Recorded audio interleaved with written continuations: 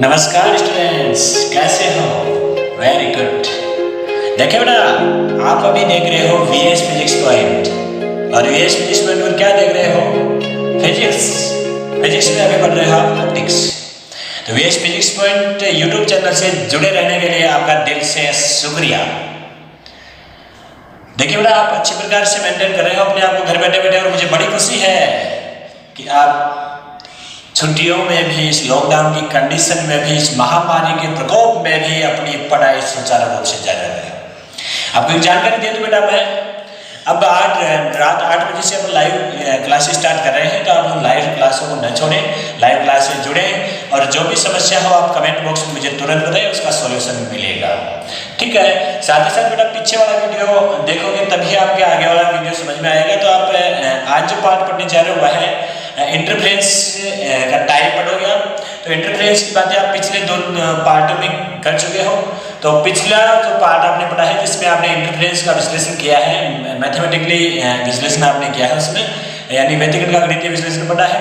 तो व्यतिकरण का गणितीय विश्लेषण देखने के लिए आप पीछे वाले वीडियो का लिंक इस वीडियो के डिस्क्रिप्शन में जाइए, खोलिए और पहले व्यतिकरण का गणितीय विश्लेषण देखिए। ज़्यादा बड़ा नहीं है, 20-22 मिनट का वीडियो है, तो वह भी आप देख लीजिए। साथ ही साथ बेटा, यदि आप मुझे नहीं ढूंढ पा रहे हो यूट्यूब पे, तो अपना ग्रुप है वीएस फिजिक्स पॉइंट, उसका लिंक आपको इस वीडियो के डिस्क्रिप्शन में मिल जाएगा। तो वहाँ से उस ग्रुप में जुड़ जाइए और आपको ग्रुप पर रोज जो वीडियो अपलोड होता है वह वीडियो आपको मिल जाएगा। साथ ही साथ मेरा ग्रुप में ऐड होने का आपका एक ये भी फायदा है कि जब लाइव क्लास स्टार्ट होगी तो वहाँ मैं लिंक भेज दूंगा, वहाँ से आप अपनी लाइव क्लास ले सकते हो। तो चलो बढ़ते हैं आज के इस पार्ट में, टाइप ऑफ इंटरफ्रेंस, यानी व्यतिकरण के प्रकार। तो व्यतिकरण के प्रकारों को पढ़ने से पहले मैं आपको बता दूं बेटा, व्यतिकरण के प्रकारों को किस प्रकार से डिवाइड किया गया, व्यतिकरण को किस प्रकार से भागों में बांटा गया। तो व्यतिकरण की घटना कब घटित होती है? जब 2 तरंगें एक दूसरे पर अध्यारोपित होती है। ये दोनों तरंगें हैं, एक ही दिशा में गमन कर रही है, एक दूसरे के ऊपर अध्यारोपित हो रही है। उसी कंडीशन में जो नई तरंग बढ़ेगी, वह नई तरंग बढ़ने की घटना क्या होती है बेटा? इंटरफ्रेंस होती है, यानी व्यतिकरण होती है। तो व्यतिकरण का प्रकार अपने किया, व्यतिकरण को भागों में अपने बांटा। तो व्यतिकरण को भागों में बांटने के लिए अपने क्या किया बेटा? नथिंग, कुछ नहीं किया, केवल कला का ध्यान रखा। यदि लोग एक समान कला में है, तरंगे एक समान कला में एक दूसरे पर अध्यारोपित हो रही है, दोनों तरंगों के मध्य कलांतर का मान 2 पाई का पूर्ण गुणज है या 2 पाई का विषम गुणज है, तो उस कंडीशन में अपन कर सकते हैं डिफरेंट, यानी इसको भागों में बांट सकते हैं अपन, व्यतिकरण को भागों में बांट सकते हैं। तो व्यतिकरण 2 प्रकार का होता है। कितने प्रकार का होता है व्यतिकरण? 2 प्रकार का होता है। एक तो पढ़ोगे आप संपोषी व्यतिकरण। क्या पढ़ोगे? संपोषी व्यतिकरण। एक आप पढ़ोगे विपोषी। विपोषी को आप विनाशी भी कहते हो, और इससे आप विषमपोषी भी कहते हो। क्या कहते हो? विषमपोषी व्यतिकरण। तो ये 2 प्रकार के इंटरफ्रेंस आप पढ़ोगे, ठीक है ना? तो विपोषी और विनाशी, यानी विपोषी और संपोषी में डिफरेंस के अकॉर्डिंग अपन पढ़ते हैं। तो व्यतिकरण है, तो व्यतिकरण दोनों तरंगों के मध्य आयाम ज्ञात करेंगे अपन, परिणामी आयाम, परिणामी तरंग का, और परिणामी आयाम के साथ साथ अपन ज्ञात करेंगे परिणामी तीव्रता, और इसके साथ साथ अपन ज्ञात करेंगे अध्यारोपित होने वाली तरंगों के मध्य पथ का अंतर। क्या ज्ञात करेंगे बेटा? हाँ, सुन गया। क्या ज्ञात करेंगे? पथांतर ज्ञात करेंगे। क्या ज्ञात करेंगे? पथांतर। Very good. तो पहले मैं चयन करता हूं संपोषी व्यतिकरण क्या होता है। संपोषी व्यतिकरण क्या होता है तो समझोगे ना? अरे इंटरफ्रेंस तो आप पिछले पार्ट में पढ़ चुके, अब तो संपोषी पढ़ना है। तो देखिए बेटा, संपोषी व्यतिकरण क्या होता है, मैं आपको डायग्राम के माध्यम से भी समझाने का प्रयास करूंगा, और जो डेफिनेशन है मैं यहाँ लिख दूंगा। तो आप स्क्रीनशॉट लेके, या मैं बोल रहा हूँ तो मेरे शब्दों पर फोकस करोगे तो अपने आप लिख लोगे। साथ रफ कॉपी और पेन का सामने से आपने कर रखा है ना, तो निकाल लो बेटा। नहीं निकाले तो अरे रफ कॉपी और पेन तो निकाल लो। चलो ठीक है, निकाल लिया ना। तो संपोषी व्यतिकरण क्या होता है, पहले लिख दो, उसके बाद में समझ लेना।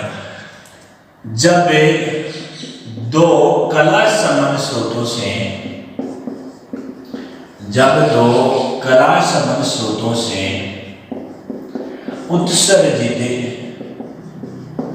उत्सर्जित तरंगे एक समान कला में एक समान कला में अध्यारोपित होती है तो अध्यारोपण के फलस्वरूप अध्यारोपण के परिणाम स्वरूप बनने वाला व्यतिकरण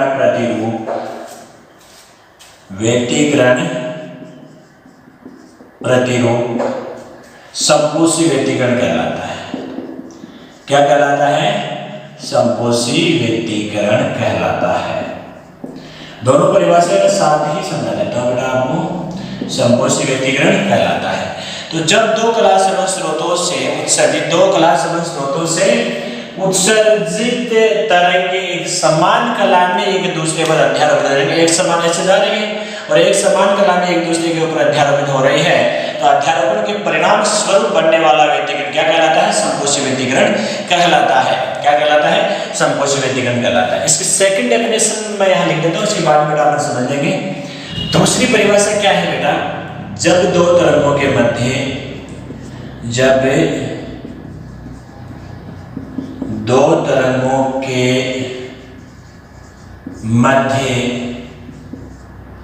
कलांतर का मतलब पाई 2 पाई का पूर्ण गुणज हो तो जब दो तरंगों के मध्य कलांतर 2 पाई का पूर्ण गुणज हो तो उनके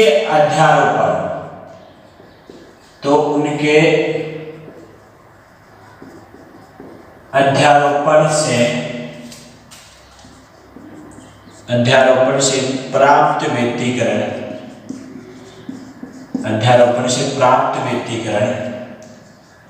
संपोषी व्यतिकरण कहलाता है। संपोषी व्यतिकरण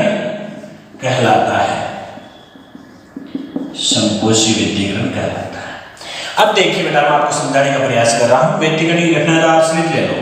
क्या लेनी स्लिप? यहाँ पर आपने एक बड़ी प्रकाश स्रोत रख दिया और ये दोनों जो छिद्र है ये नए प्रकाश स्रोतों की भांति काम करेंगे। यहाँ से प्रकाश की जैसे गई ना, ये दोनों जो छिद्र है नए कला संबंध स्रोत हो गए। क्या हो गए? नए कला संबंध स्रोत हो गए और यहाँ से प्रकाश की तरंग निकलेगी। जैसे यहाँ से निकल रही है ऐसे और यहाँ से भी निकल रही है ऐसे, यानी दोनों तरंगों की कला क्या है? समान है। दोनों तरंगों की कला है वह क्या है? समान है। दोनों समान कला में निकल रही है और निकल करके एक दूसरे के ऊपर अध्यारोपित हो रही है। तो अध्यारोपित होकर के जो परिणामी तरंग बना रही है, इस परिणामी तरंग इस प्रकार से एक ही कला में बन रही है या दोनों एक समान कला में तरंगें निकल रही है। और इस कंडीशन में जो आपको व्यतिकरण प्रतिरूप यहाँ बनने पर प्राप्त होगा ना, यह क्या होगा? संपोषी व्यतिकरण होगा। अब सेकंड जो डेफिनेशन आपने पढ़ी कि जब दो तरंगों के मध्य कलांतर 2 पाई का पूर्ण गुणज हो, 2 पाई का पूर्ण गुणज हो तो अध्यारोपण से प्राप्त व्यतिकरण संपोषी व्यतिकरण कहलाता है। यानी अब ये जो तरंग यहाँ से निकल गई, यदि यहाँ से उसको आपने ऐसे घुमा दिया, वो तरंग यहाँ से चलना प्रारंभ कर दिया तो इस प्रकार से निकलनी चाहिए वो, यानी 2 पाई का पूर्ण गुणज होना चाहिए। कैसे होना चाहिए? 2 पाई का पूर्ण गुणज। यदि यहाँ से चल करके ऐसे आ गई, प्रकाश की यहाँ आ गई ना वापस, यानी एक राउंड पूरा हो गया। ये पाई हो गया यहाँ तक और यहाँ तक ये पाई हो गया, तो यानी ये क्या हो गया? 2 पाई। अब यहाँ से वापस तरंग गति करना प्रारंभ करेगी ना, उसी कंडीशन में क्या होगा? संपोषी व्यतिकरण प्राप्त होगा। तो ये दोनों परिभाषाएं आप लोगों की समझ में आ गई होगी। जब दो कला संबंध स्रोतों से उत्सर्जित तरंगें एक समान कला में अध्यारोपित होती है तो अध्यारोपण के परिणाम स्वरूप बनने वाला विवर्तन प्रतिरूप संपोषी व्यतिकरण कहलाता है। या जब दो तरंगों के मध्य कलांतर 2 पाई का पूर्ण गुणज हो तो अध्यारोपण से प्राप्त व्यतिकरण संपोषी व्यतिकरण कहलाता है। देखिए बेटा दूसरी परिभाषा आपने पढ़ी है ना, उसमें क्या पढ़ा आपने? जो जब दो तरंगों के मध्य कलांतर 2 पाई का पूर्ण गुणज हो तो उनके अध्यारोपण से प्राप्त जो व्यतिकरण है वह संपोषी व्यतिकरण कहलाता है। तो यहाँ पर जो फाई का मान आया ना अपने पास, वह फाई का मान क्या है? 0 2 पाई का पूर्ण गुणज है। 2 पाई 4 पाई 6 पाई 2n पाई, जहां n का मान क्या होगा? 1 2 3 4 5 इन्फिनिटी। ठीक है ना? तो अपने पास जो मान आएगा अतः cos फाई बराबर क्या आएगा बेटा? cos फाई बराबर cos 0 या cos 2 पाई cos 4 पाई कुछ भी मान रखोगे ना तो 2 पाई के पूर्ण गुणज होगा, यानी आप यहाँ ऐसे लिख देना cos 2n पाई, और cos 2n पाई का मान सदैव क्या होता है बेटा 1 होता है। क्या होता है?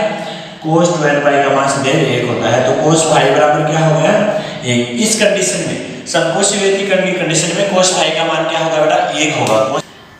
देखिए बेटा समकोशी व्यतिकरण में cos फाई का मान अपने पास क्या है 1 आया। cos फाई का मान 1 कैसे आया भाई? फाई बराबर अपने पास क्या था 2 पाई n। इन 2 पाई n का मतलब आप लिख सकते हो 0 है, 2 पाई है, 4 पाई है, 6 पाई है, so on dash 2 pi n। तो परिभाषा में आपने पढ़ा था कि समकोशी व्यतिकरण कब होगा? जब जो परिणामी तरंग होगी, दोनों तरंगें होगी, दोनों प्रकाश वृत्तों से उत्सर्जित जो तरंगें होगी उनके मध्य जो कलांतर होगा वो 2 पाई का पूर्ण गुणज होगा। तो पहले अपन समकोशी व्यतिकरण के लिए परिणामी आयाम ज्ञात करते हैं। तो परिणामी आयाम ज्ञात करोगे तो बेटा परिणामी आयाम के लिए अपने पास फॉर्मूला पड़ा है, वह लिखिए। क्या था रे लाभ लो? r बराबर under root a1 square plus a2 square plus 2a1 a2 cos phi. ठीक है ना? cos फाई का मान अपने पास क्या है 1। तो यहाँ पर क्या रखोगे रे? 1 रखोगे। तो r बराबर क्या आ जाएगा under root a1 square plus a2 square plus 2a1 a2 into 1। तो यहाँ से इसको 1 से गुणा करें कोई फर्क नहीं पड़ेगा, तो r बराबर अपने पास आ जाएगा under root a1 square plus a2 square plus 2a1 a2। अब देखो बेटा आप जानते हो कि a प्लस b के होल स्क्वायर को खोलते हो ना तो प्रथम पद का वर्ग, बीच का निशान, दोनों पदों का दुगुना, दूसरे पद का वर्ग आ जाता है। मैं इस पार्ट को ऐसे लिख सकता हूँ, समझने का प्रयास करें। Under root a1 plus a2 का होल स्क्वायर लिख सकता हूँ ना, समझ में आ गया? ऐसे लिख सकता हूँ इसको। अब देखिए जो अंडर रूट होता है उसको आप घात के रूप में लिखोगे ना, a1 प्लस a2 का होल स्क्वायर अंडर रूट को घात के रूप में लिखोगे 1/2, 2 से 2 कट गया, तो r बराबर अपने पास क्या आ गया a1 प्लस a2। ये क्या आ गया? समकोशी व्यतिकरण के लिए परिणामी आयाम आ गया। बेटा क्या आ गया? समकोशी व्यतिकरण के लिए परिणामी आयाम आ गया।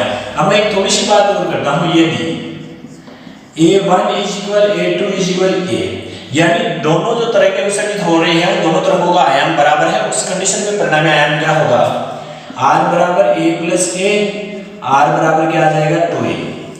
ये परिणामी आयाम आ जाएगा समकोशी व्यतिकरण में, जो कि मैक्सिमम मान होगा परिणाम आयाम का, अधिकतम आयाम होगा। ये क्या होगा? अधिकतम आयाम। ये क्या आ गया बेटा अपने पास परिणामी आयाम? किस कंडीशन में? समकोशी व्यतिकरण की कंडीशन में परिणामी आयाम आ गया। ये तो था परिणामी आयाम समकोशी व्यतिकरण की घटना में। अब अपन बात करते हैं परिणामी तीव्रता। क्या निकालते हैं? परिणामी तीव्रता। तो परिणामी तीव्रता निकालते हैं तो अपन जानते हैं परिणामी तीव्रता क्या होती है? I बराबर I1 plus I2 plus 2 root I1 root I2 cos phi. यही होती है ना बेटा, देख ले I1 plus I2 plus 2 root I1 root I2 cos phi. cos phi, phi की जगह मान इनमें से कोई सा भी आप रखोगे तो cos फाई का मान क्या आएगा बेटा? 1 आएगा। क्या आएगा? 1। तो क्या आ जाएगा अपने पास I is equal I1 plus I2 plus 2 root I1 I2 into 1। इसका मान 1 है cos फाई का। तो अपने पास आ जाएगा I इज इक्वल, इसको आप लिख सकते हो रूट I1 का होल स्क्वायर, इसको आप लिख सकते हो रूट I2 का होल स्क्वायर। यानी I को अंडर रूट में ले जाके स्क्वायर करोगे तो बात भी आने वाली है I1 आने वाली है, plus 2 root I1 root I2। तो जहां आपने संक्रिया ये लगाई वो संक्रिया यहाँ लग जाएगी। कौन सी लगेगी? a square plus b square plus 2ab। इसको आप ऐसे लिख सकते हो a प्लस b का होल स्क्वायर, यानी a प्लस b के होल स्क्वायर को आप खोलोगे तो अपने पास ये मान आ जाएगा। तो वही कंडीशन यहाँ फॉलो हो रही है। लगा दीजिए I बराबर under I1 plus under I2 का होल स्क्वायर। आप इसे लिख सकते हो ना? अरे लिख सकते हो ना? तो ये क्या आ गई? परिणामी तीव्रता आ गई बेटा। क्या आ गई? परिणामी तीव्रता। किस कंडीशन में? जब समकोशी व्यतिकरण हो रहा है। व्यतिकरण कौन सा है? समकोशी है। अब देखो कंडीशन अप्लाई करते हैं। यदि I1 is equal I2 is equal I0, यानी दोनों तरंगें जो उत्सर्जित हो रही है, दोनों तरंगों की तीव्रता इक्वल है और तीव्रता को आप आई नोट से व्यक्त कर रहे हो, उस कंडीशन में आपकी परिणामी तीव्रता क्या आएगी, आई इज इक्वल आएगी under root I naught plus under root I naught का होल स्क्वायर। तो ये क्या हो गया, 2 रूट आई नोट हो गया ना, अरे क्या हो गया 2 रूट आई नोट, तो आई इज इक्वल आ जाएगा 2 रूट आई नोट का होल स्क्वायर, वर्ग करोगे तो आई बराबर क्या आ जाएगा 4 आई नोट, क्या आ जाएगा 4 आई नोट आ जाएगा। ये 4 आई नोट क्या आ गई बेटा, समकोशी व्यतिकरण की तुलना कंडीशन में मैक्सिमम परिणामी तीव्रता आ गई, क्या आ गई अधिकतम परिणामी तीव्रता, अधिकतम परिणामी तीव्रता आ गई। ठीक है, तो मैं जहां तक उम्मीद कर रहा हूं आप ये दोनों पार्ट समझ गए, अरे समझ गए ना, समकोशी व्यतिकरण में परिणामी आयाम आप समझ चुके, समकोशी व्यतिकरण में परिणामी तीव्रता भी आप समझ चुके। अब अपन बात करते हैं समकोशी व्यतिकरण में जब तरंगे उत्सर्जित होती है ना, उत्सर्जन के टाइम पर उनके मध्य पथांतर, भाई पथ का अंतर कितना है, तो वह पथांतर पर ज्ञात करते हैं। बेटा क्या ज्ञात करते हैं, पथांतर ज्ञात करते हैं। सामने देखो लाडो, पथांतर क्या होगा, डेल एक्स से डिनोट करते हैं, और डेल एक्स से डिनोट करोगे तो कलांतर से भी पथांतर का रिलेशन होता है। क्या ज्ञात करेंगे अपन, अरे सॉरी पथांतर ज्ञात करेंगे, बेटा क्या ज्ञात करेंगे पथांतर, यहाँ से कलांतर भी ज्ञात कर सकते हो, कलांतर ऑलरेडी आपको दिया गया है, पहले इस कलांतर में होगा ना तब समकोशी व्यतिकरण होगा।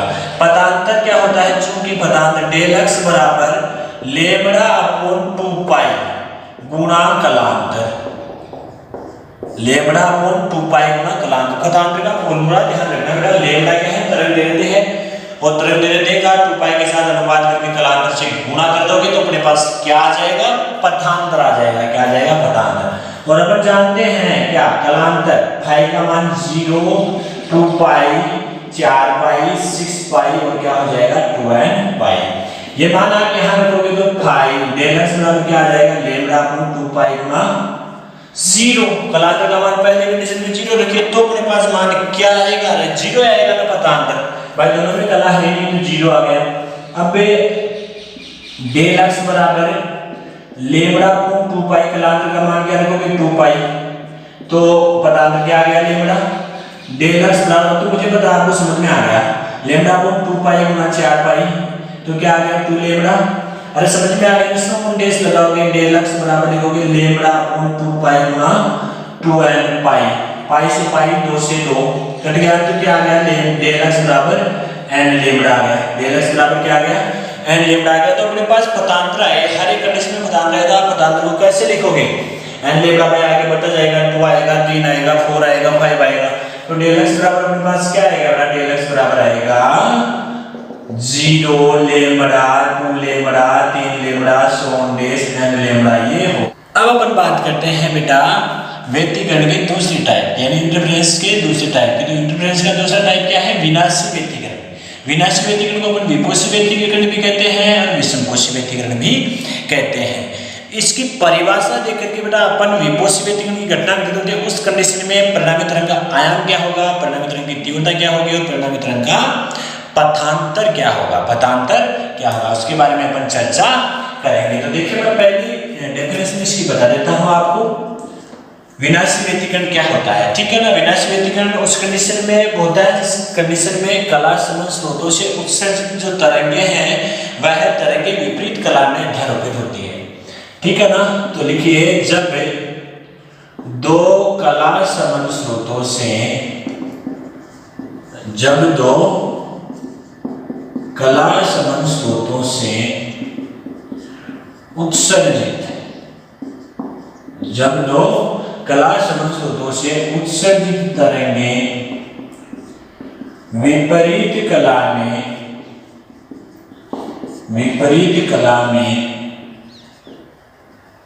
अध्यारोपित, विपरीत कला में अध्यारोपित होती है तो अध्यारोपण के परिणाम स्वरूप, अध्यारोपण के परिणाम स्वरूप प्राप्त व्यतिकरण प्रतिरूप, प्राप्त व्यतिकरण प्रतिरूप विनाशी व्यतिकरण, विनाशी या विकोशी या विषमकोशी व्यतिकरण कहलाता है, व्यतिकरण कहलाता है। देखिए बेटा बैठ कीजिए, समझाऊंगा मैं, पहले परिभाषा लिख लीजिए। जब दो कला स्रोतों से उत्सर्जित तरंगें विपरीत कला में अध्यारोपित होती है, क्या होती है? विपरीत कला में अध्यारोपित होती है, तो परिणाम स्वरूप प्राप्त व्यतिकरण प्रतिरूप क्या कहलाता है? विकोशी व्यतिकरण कहलाता है। क्या कहलाता है? विकोशी व्यतिकरण कहलाता है। सेकंड जो डेफिनेशन है उसमें उसी के अकॉर्डिंग अपन आयाम में पदांतर और तीव्रता के बारे में व्याख्या करेंगे। तो क्या लिखोगे? दोनों, सीधी लिखा रहा हूं मैं, दोनों तरंगें, उत्सर्जित जो तरंगें हैं ना, जो विनाशी व्यतिकरण में प्राप्त हो रहा है उससे टाइम पर जो तरंगें उत्सर्जित हो रही है, तो वे उत्सर्जित तरंगें हैं, उनके मध्य जो कलांतर है ना, पाई का विषम गुणज होगा। क्या होगा? पाई का विषम गुणज होगा। ठीक है ना? दोनों तरंगों के मध्य कलांतर, कलांतर का मतलब पाई का विषम गुणज हो, पाई का विषम गुणज हो तो प्राप्त व्यतिकरण प्रतिरूप, प्राप्त व्यतिकरण प्रतिरूप विनाशी व्यतिकरण कहलाता है। क्या कहलाता है? विनाशी व्यतिकरण कहलाता है। तो समझ गए होंगे विनाशी व्यतिकरण क्या होता है? दोनों तरंगों के मध्य कलांतर पाई का विषम गुणज हो तो प्राप्त व्यतिकरण प्रतिरूप क्या कहलाता है? भाई दोनों तरंगों के अध्यारोपण से प्राप्त व्यतिकरण प्रतिरूप क्या कहलाता है? विनाशी व्यतिकरण कहलाता है। इसे लिख देना, मैंने शॉर्ट में लिखा है ना। दोनों तरंगों के मध्य कलांतर पाई का विषम गुणज हो तो अध्यारोपण से प्राप्त, अध्यारोपण के परिणाम स्वरूप प्राप्त व्यतिकरण प्रतिरूप क्या कहलाता है? विनाशी व्यतिकरण कहलाता है। देखिए बेटा दोनों कला समूह स्रोत दिए हैं और इन कला समूह स्रोतों से एक तो तरंग इस प्रकार से निकल रही है और दूसरी तरंग है वो ऐसे निकल रही है, यानी दोनों की कला क्या है? विपरीत है। दोनों की कला क्या है? विपरीत है। तो इन विपरीत कला के परिणाम स्वरूप जो हमें नई तरंग प्राप्त होती है ना, ऐसे वह तरंग अध्यारोपण के परिणाम स्वरूप जो तरंग प्राप्त हो रही है वह तरंग उस तरंग का जो व्यतिकरण प्रतिरूप है वह क्या होगा? विनाशी होगा। क्या होगा? विनाशी होगा। विनाशी व्यतिकरण में जो दोनों तरंगे हैं, ये दोनों तरंगे के मध्य जो कलांतर होता है वह क्या होता है? पाई का विषम गुणज होता है। पाई का विषम गुणज होता है। तो बेटा आप समझने का प्रयास करें, यहाँ पर जो पाई आएगी ना, यानी कलांतर जो आएगा, कलांतर पाई का विषम गुणज होगा। पाई का विषम गुणज होगा तो आप लिखोगे पाई, 3 पाई, 5 पाई, 7 पाई, शोन डैश 2n + 1 पाई, यानी n की जगह 1 2 3 आप कुछ रखोगे। जैसे आपने n की जगह 0 रखा तो क्या है? पाई, यानी पाई का विषम गुणज आ जाएगा। क्या आ जाएगा? पाई का विषम गुणज यानी 2n + 1 पाई कलांतर होगा दोनों तरंगों के मध्य। कलांतर का मान क्या होगा? पाई का विषम गुणज होगा। अतः आप लिख सकते हो, अतः कोश पाई बराबर ऋणात्मक होगा। बेटा क्या होगा? चाहे पाई हो, चाहे 3 पाई हो, चाहे 5 पाई हो, चाहे कोश 2n + 1 पाई। पाई के विषम गुणज में कहीं भी कोज्या का मान देखोगे आप तो है क्या प्राप्त होगा? नेगेटिव होगा। अब इस कोश के नेगेटिव मान के ना कोश फाई का मान रखते हुए आप विनाशी व्यतिकरण में परिणामी आयाम, परिणामी तीव्रता और पदांतर का मान ज्ञात करोगे। तो देखिए विनाशी व्यतिकरण में अपन पढ़ते हैं परिणामी आयाम क्या होता है और परिणामी आयाम क्या होगा। बेटा देखिए फाई का मान यानी विनाशी व्यतिकरण की घटना कब घटित होगी? जब दोनों तरंगों के मध्य कलांतर है पाई, 3 पाई यानी पाई का विषम गुणज हो तो कोस फाई बराबर क्या होगा? -1 होगा हर एक कंडीशन में। तो परिणामी आयाम क्या होगा? अपन जानते हैं चूंकि r बराबर होता है √a1² + a2² + 2a1 a2 cos phi. Cos phi का मान क्या रखोगे बेटा? -1। -1 रखोगे तो r बराबर आ जाएगा √a1² + a2² + 2a1 a2 -1 plus minus आपस में गुणा होगा बेटा क्या हो जाएगा? माइनस आएगा ना यहाँ, तो r = आएगा a1² + a2² - 2a1 a2। अब अपन जानते हैं चूंकि a1 square minus 2a1a2 plus a2 square बराबर आप लिख सकते हो a1 माइनस a2 का होल स्क्वायर। यानी ये जो वर्ग वाला होता है व्यंजक जो बहुपद होता है जोड़ने के जाने वाला, उस कंडीशन से थोड़ा सा अलग अप्लाई हो रहा है। यानी a माइनस b के होल स्क्वायर को आप बोलते हो तो प्रथम पद का वर्ग बीच का निशान दोनों पद का गुणा दूसरे पद का वर्ग आ जाता है। तो ये कंडीशन यहाँ अप्लाई कीजिए, आ जाएगा r is equal under root a1 minus a2 का होल स्क्वायर।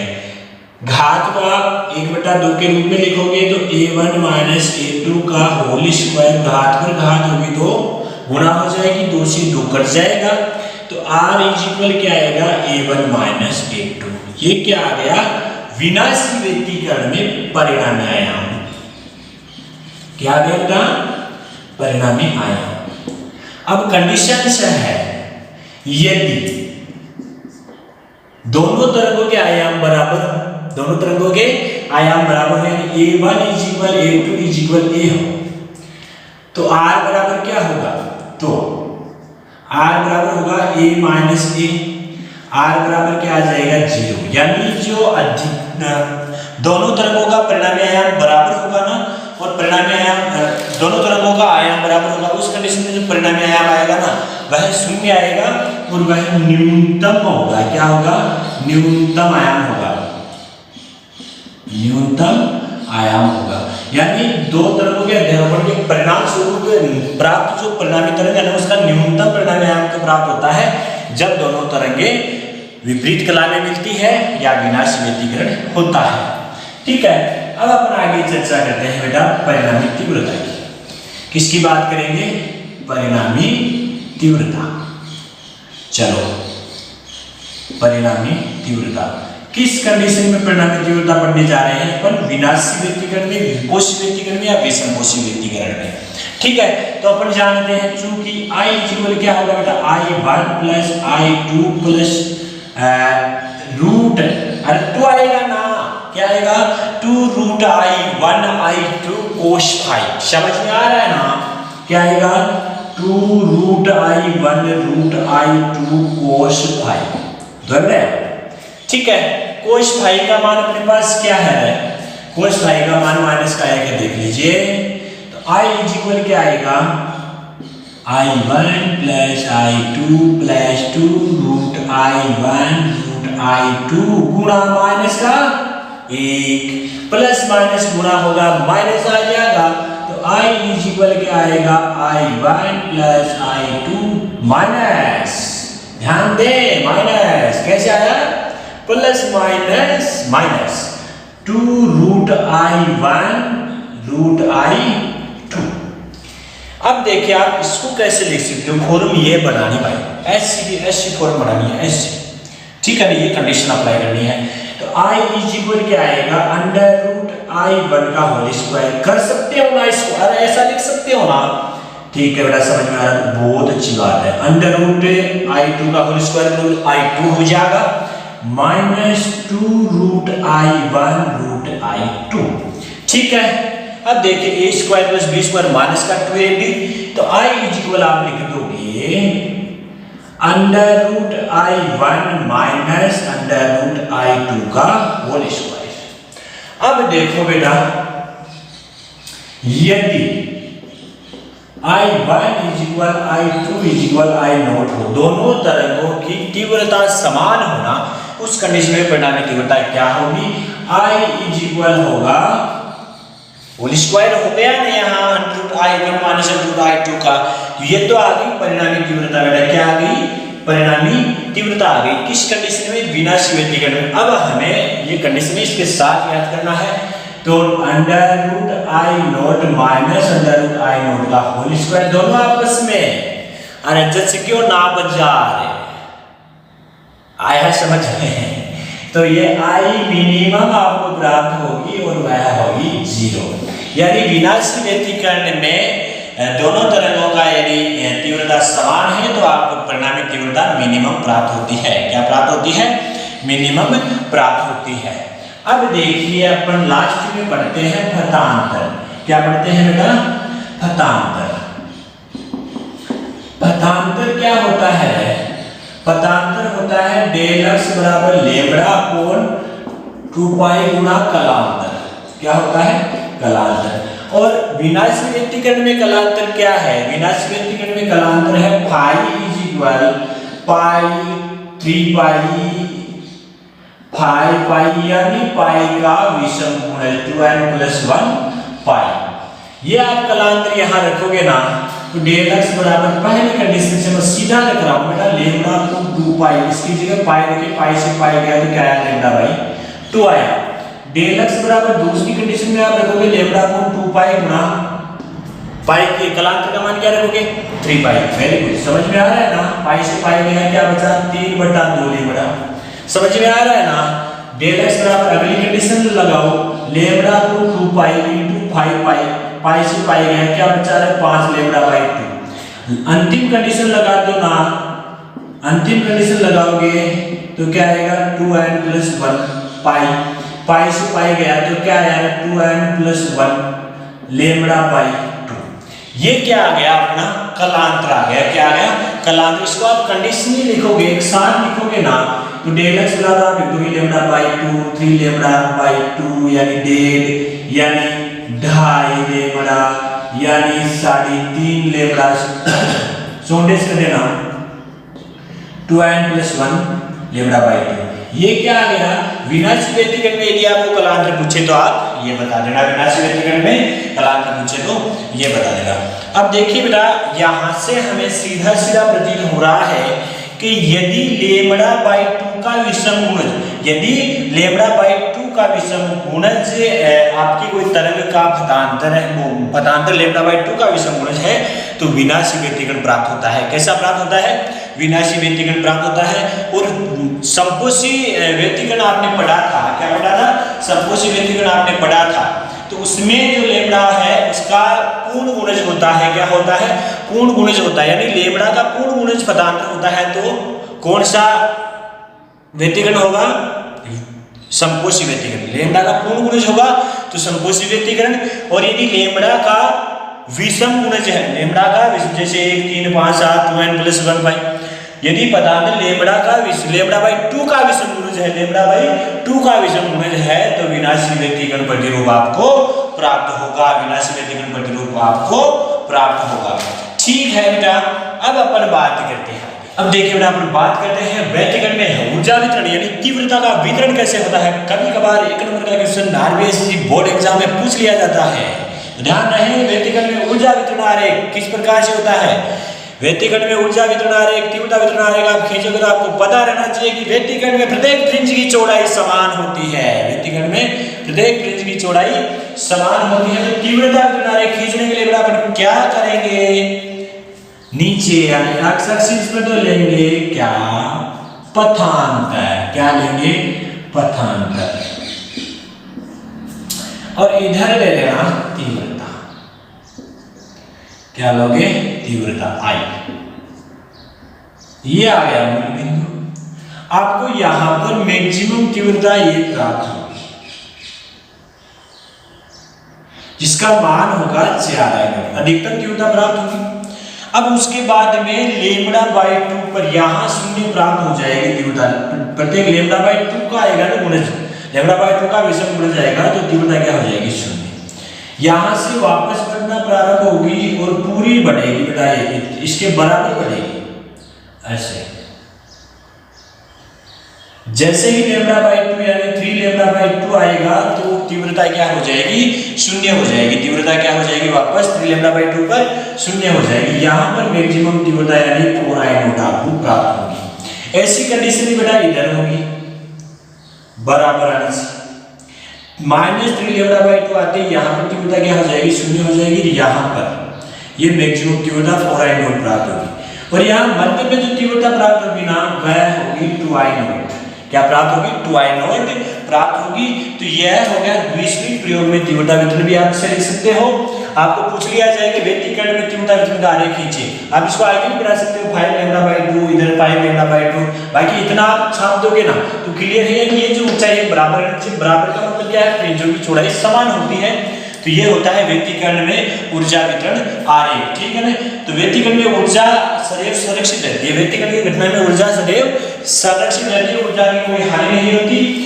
और माध्य जो तीव्रता है वह 2I0 प्राप्त होती है, माध्य तीव्रता का जो माध्य है वह 2I0 प्राप्त होता है। तो ये होता है व्यक्तिकरण का ऊर्जा वितरण आरेख। देखिए बेटा, अपन बात करते हैं श्वेत प्रकाश से उत्पन्न व्यक्तिकरण फ्रिंज, यानी श्वेत प्रकाश का व्यक्तिकरण कैसे होता है और उस व्यक्तिकरण की फ्रिंज हमें कैसे प्राप्त होती है। तो देखिए बेटा, श्वेत प्रकाश अपन ने पढ़ा है कि श्वेत प्रकाश अनेक रंगों से मिलकर बना होता है, श्वेत प्रकाश अनेक रंगों से मिलकर बना होता है। इनकी जो तरंगदैर्घ्य प्रकाश है वह 3800 एंगस्ट्रॉम, 3800 एंगस्ट्रॉम का मतलब क्या होता है, बैंगनी रंग की तरंगदैर्घ्य होती है से 7800 एंगस्ट्रॉम से 7800 एंगस्ट्रॉम यानी लाल वर्ण की तरंगदैर्घ्य होती है। तो जो श्वेत प्रकाश है 3800 एंगस्ट्रॉम से 7800 एंगस्ट्रॉम में तरंगदैर्घ्य के मध्य माना जाता है और हर तरंगदैर्घ्य पर अपनी अपनी फ्रिंज उत्पन्न करता है। हर तरंगदैर्घ्य पर प्रकाश अपनी अपनी फ्रिंज उत्पन्न करेगा क्योंकि हर रंग की तरंगदैर्घ्य अलग अलग होती है, इसलिए सभी रंगों की फ्रिंज चौड़ाई भी भिन्न भिन्न होती है। मेरे शब्दों पे फोकस कीजिएगा बेटा। अतः श्वेत प्रकाश के स्रोत से उत्पन्न निम्न फ्रिंज प्राप्त होगी। फर्स्ट जो फ्रिंज होगी वह सुनिए, गोल लगाइए, मेरे शब्दों पे फोकस कीजिए। केंद्रीय फ्रिंज प्राप्त होती है, पहली कंडीशन क्या होगी, केंद्रीय फ्रिंज प्राप्त होगी क्योंकि S1 व S2 से केंद्र तक पहुंचने वाली सभी तरंगों के लिए पथांतर शून्य होगा। S1 और S2 क्या है, कला समन स्रोत। लाल रंग से प्राप्त फ्रिंज की चौड़ाई बैंगनी रंग से प्राप्त फ्रिंज की चौड़ाई से लगभग 2 गुनी होगी। ध्यान रहेगा, लाल रंग से प्राप्त फ्रिंज की चौड़ाई बैंगनी रंग से प्राप्त फ्रिंज की चौड़ाई से लगभग 2 गुनी होगी। थर्ड कंडीशन होगी, उच्च क्रम की फ्रिंजों के स्थान पर एक समान प्रदीपन होगा। उच्च क्रम की फ्रिंजों के स्थान पर एक समान प्रदीपन होगा। इसका कारण यह है कि इस स्थान पर अनेक रंग की फ्रिंजों का अतिव्यापन हो जाता है। इसका कारण क्या है बेटा, कारण क्या है, उच्च क्रम की फ्रिंजों के स्थान पर एक समान प्रदीपन होगा। इसका कारण यह है कि इन स्थानों पर अनेक रंग की फ्रिंजों का अतिव्यापन हो जाता है। फ्रिंजों की चौड़ाई असमान है तो व्यक्तिकरण की घटना के लिए चुने गए कला समन स्रोतों से निकलने वाले तरंगाग्र में तीव्रता में अल्प अंतर होगा। वेरी इंपॉर्टेंट बात है, एक बार ध्यान से सुने। फ्रिंजों की चौड़ाई असमान है तो व्यक्तिकरण की घटना के लिए चुने गए कला समन स्रोतों से निकलने वाले तरंगाग्र की तीव्रता में अल्प अंतर होगा। ये था बेटा अपना श्वेत प्रकाश से उत्पन्न व्यक्तिकरण प्रतिरूप। बाकी जो थ्योरी आपको दी गई है वह थ्योरी आप गाइड में पढ़ सकते हैं। तो आज अपने कंप्लीट कर लिया अपना इंटरफेरेंस का टॉपिक, यानी व्यक्तिकरण कंप्लीट घटना हो गई है और मुझे पूरी उम्मीद है कि आपके व्यक्तिकरण समझ में आ गया होगा। अगले पार्ट में अपन पढ़ेंगे विवर्तन की घटना। तो बेटा VS फिजिक्स पॉइंट के साथ बने रहिए, चैनल को सब्सक्राइब कीजिए, अपने दोस्तों से सब्सक्राइब करवाइए ताकि नए वीडियो का नोटिफिकेशन आपको मिलता रहे। आज अपन इतना ही करेंगे। नमस्कार।